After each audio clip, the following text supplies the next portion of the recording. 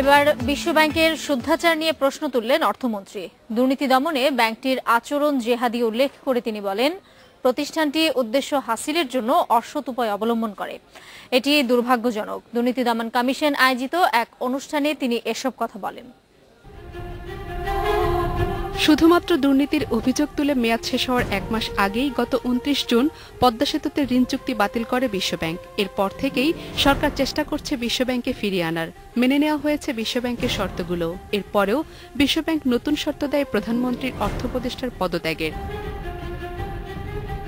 তবে অর্থোপদেষ্টা গণমাধ্যমকে জানিয়েছেন, দুর্নীতির সুনির্দিষ্ট প্রমাণ পেলেই পদত্যাগে রাজি আছেন তিনি। এ নিয়ে সরকারের মধ্যেও চলছে টানাপোড়েন। এমনি সময়ে অর্থমন্ত্রী প্রশ্ন তুললেন বিশ্বব্যাংকের শুদ্ধাচার নিয়ে। They are very substantially impeded by what is called the zealots, jihadis. I mean in a bad sense. ওই যে মনে করে যে এই কারাপশন আমি যে করছি, এনকোয়ারি করছি, এটা একটা জেহাদ, he destroys it.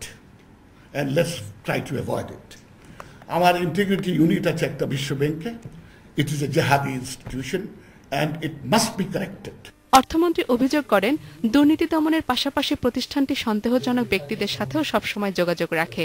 World Bank Integrity Unit doesn't believe in right ends for right means for right ends.